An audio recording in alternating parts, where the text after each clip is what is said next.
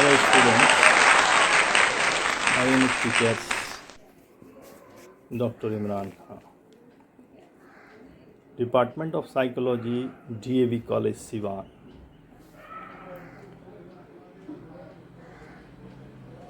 Students, आपको याद होगा पिछले क्लास में हमने PDF के माध्यम से एक संक्षिप्त नोट्स या यूँ कहें कि फोकस्ड ऑन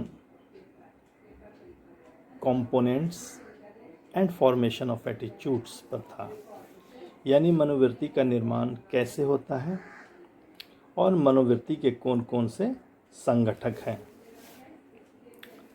आज इसी श्रृंखला में, इसी कड़ी में आज हम लोग थ्योरीज ऑफ एटीट्यूड चेंज के बारे में चर्चा करेंगे। मनोवृत्ति के कुछ सिद्धांतों का संबंध इसके निर्माण एवं विकास से है। अनुकूलन सिद्धांत, प्रबलन सिद्धांत, संतुलन सिद्धांत आदि इसी तरह के सिद्धांत हैं। इन सिद्धांतों की व्याख्या संक्षिप्त में मनोवृत्ति के निर्माण के संदर्भ में हो चुकी है। इसलिए हम लोग आज इस पर कोई ख़ास चर्चा नहीं करेंगे, लेकिन एटीट्यूड चेंज या मनोवृत्ति परिवर्तन के पीछे कौन कौन से सिद्धांत हैं और कौन कौन से दृष्टिकोण, इसकी चर्चा आज होगी। मनोवृत्ति में क्यों परिवर्तन होता है, किन परिस्थितियों में परिवर्तन होता है, किन परिस्थितियों में दृढ़ता अधिक होती है आदि समस्याओं के समाधान के लिए समाज मनोवैज्ञानिकों ने कई सिद्धांतों का प्रतिपादन किया, जिनमें कुछ प्रमुख इस प्रकार हैं, जैसे कॉग्निटिव कंसिस्टेंसी थ्योरीज। संज्ञानात्मक संगति सिद्धांत के अंतर्गत कई सिद्धांतों की गणना की जाती है, जो इस विश्वास पर आधारित है कि इनकॉन्सिस्टेंसी के कारण एक साइकोलॉजिकल दुखद स्थिति उत्पन्न होती है और व्यक्ति उस असंगति या इनकंसिस्टेंसी को दूर करके या उसमें कमी करके अपनी दुखद स्थिति को दूर करने का सक्रिय प्रयास करता है। लेकिन सवाल ये है कि इसको दूर करने में व्यक्ति किस मैकेनिज़म्स का उपयोग करता है। इस संबंध में समाज मनोवैज्ञानिकों के बीच मतभेद है। मुख्य रूप से इस संदर्भ में 3 प्रकार के सिद्धांत हैं, 3 प्रकार के दृष्टिकोण हैं, जिसमें हाइडर्स बैलेंस थ्योरी, उनका एक अलग तरीके से इस बात को समझाना है। दूसरा है रोजेनबर्ग्स अफेक्टिव कॉग्निटिव कंसिस्टेंसी थ्योरी और तीसरा है फेस्टिंगर का कॉग्निटिव डिसोनेंस थ्योरी। आज हम लोग रोजेनबर्ग्स अफेक्टिव कॉग्निटिव कंसिस्टेंसी थ्योरी की चर्चा करेंगे। मनोवृत्ति की दृढ़ता तथा मनोवृत्ति परिवर्तन की व्याख्या के लिए रोजेनबर्ग ने एक सिद्धांत का प्रतिपादन किया सन 1960 में, जिसे अफेक्टिव कॉग्निटिव कंसिस्टेंसी थ्योरी के नाम से जाना गया। हालांकि इस सिद्धांत का बैकग्राउंड हाइडर 1946 और 1958 का बैलेंस थ्योरी ही है। यह सिद्धांत मनोवृत्ति के तीनों कंपोनेंट्स यानी cognitive components, affective components and behavioural components को स्वीकार करता है। कॉग्निटिव कंपोनेंट्स का तात्पर्य एटीट्यूड ऑब्जेक्ट से संबंधित विश्वास है। भावात्मक संगठन का तात्पर्य उस विश्वास से संबंधित सुखद या दुखद भाव से है। व्यवहारात्मक संगठक का तात्पर्य उस वस्तु से संबंधित दुखद, व्यवहारात्मक संगठक का तात्पर्य उस वस्तु के प्रति किए जाने वाले व्यवहार या क्रिया से है। लेकिन यह सिद्धांत मनोवृत्ति दृढ़ता या मनोवृत्ति परिवर्तन में केवल पहले 2 संगठक यानी कॉग्निटिव और अफेक्टिव को प्रधान मानता है।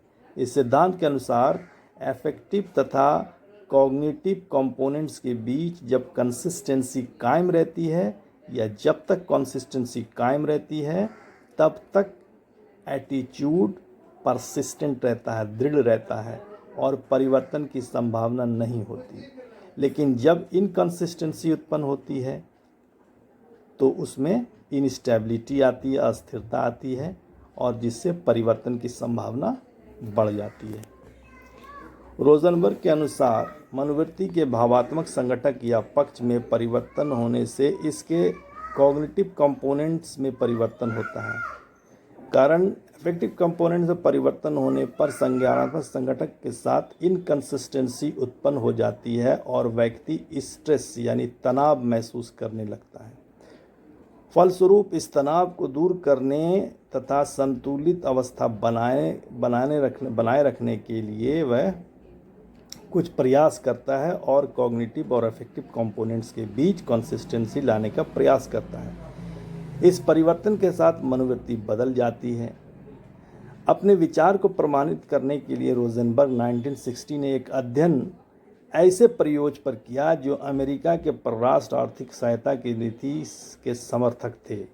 सम्मोहन की सहायता से प्रयोजों के धनात्मक भाव को नकारात्मक भाव में बदल दिया गया।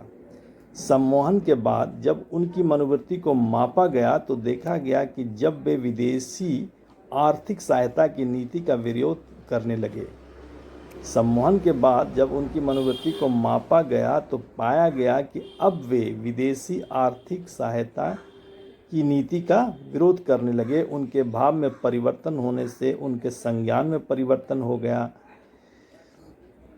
रोजनबर्ग के अनुसार संज्ञान का तात्पर्य मनोवृत्ति वस्तु से संबंधित विश्वास तथा अनुभव दोनों से होता है। इस आधार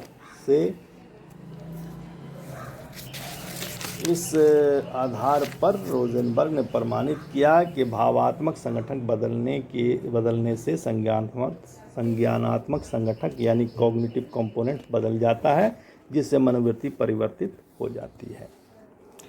दैनिक जीवन की सामाजिक घटनाओं को देखने से भी इस बात का प्रमाण मिलता है कि भावना में परिवर्तन होने से संज्ञान में भी परिवर्तन हो सकता है। ये बात व्यक्तिगत स्तर के साथ साथ सामाजिक स्तर तथा राष्ट्रीय स्तर पर भी प्रमाणित होती है।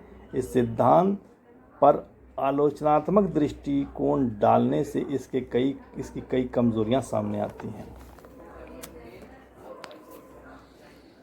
इसके कुछ गुण हैं, इस सिद्धांत के कुछ गुण हैं और कुछ इसके डिमेरिट्स हैं। पहला गुण, यह सिद्धांत मनोवृत्ति के संगठन तथा विघटन दोनों की व्याख्या काफ़ी सरल रूप में प्रस्तुत करता है।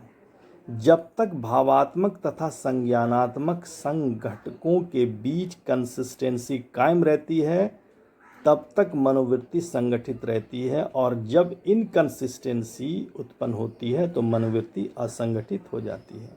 दूसरा, रोजनबर्ग के सिद्धांत से मनोवृत्ति परिवर्तन की मात्रा की व्याख्या भी संभव होती है। मनोवृत्ति में उसी हद तक परिवर्तन होगा जिस हद तक भावात्मक तथा संज्ञानात्मक संगठनों में असंगति होगी। रोजनबर्ग ने एक स्केल का निर्माण किया जिससे इन दोनों संगठनों के बीच संबंध का मात्रात्मक मापन संभव हो सका। तीसरा, हाइडर 1946-58 तथा रोजनबर्ग 1960 दोनों ने संज्ञानात्मक संतुलन या असंतुलन को क्रमशः एटीट्यूड स्टेबिलिटी तथा एटीट्यूड इनस्टेबिलिटी का आधार माना। चौथा, इस सिद्धांत में वैयक्तिक मूल तंत्र के महत्व को माना गया। पांचवा, यह सिद्धांत की यह एजुम्सन सही प्रतीत होती है कि मनोवृत्ति के तीनों संगठकों में भावात्मक संगठक अधिक प्रभावशाली तथा सबल है। इसके अलावा इस सिद्धांत के कुछ डिमेरिट्स भी हैं, जिसका पहला डिमेरिट्स है, इस सिद्धांत में मनोवृत्ति के बिहेवियरल कंपोनेंट्स की उपेक्षा की गई है। यह सिद्धांत केवल भावात्मक तथा संगठनात्मक यानी कॉग्निटिव कंपोनेंट्स की असंगति को मनोवृत्ति परिवर्तन का आधार मानता है या कारण मानता है। तीसरा, यह सिद्धांत सीखने के सिद्धांतों की उपेक्षा करता है। चौथा, इस सिद्धांत में यह दावा किया गया है कि भावात्मक संगठक के बदलने से संज्ञानात्मक संगठक बदल जाता है, लेकिन ऐसा हमेशा नहीं होता। कभी कभी ऑब्जर्वेशन के कारण कॉग्निटिव कंपोनेंट्स में परिवर्तन होने से भी अफेक्टिव कंपोनेंट्स बदल जाता है। अतः यह सिद्धांत मनोवृत्ति परिवर्तन की व्याख्या करने में पूरी तरह सफल नहीं है। सेकर्ड एंड बेकमैन 1962-1974 ने ठीक ही कहा है कि सिद्धांत मनोवृत्ति के अन्य सिद्धांतों का मात्र पूरक है। तो बीए पार्ट 2 के सिलेबस में 2 सिद्धांत को लिया गया है। पहला है फेस्टिंगर्स कॉग्निटिव डिसोनेंस थ्योरी और दूसरा रोजेनबर्ग्स एफेक्टिव कॉग्निटिव कंसिस्टेंसी थ्योरी। दोनों की चर्चा बारी बारी से की जा चुकी है। इस संबंध में कोई सवाल प्रश्न है तो आप पूछ सकते हैं व्हाट्सएप के द्वारा।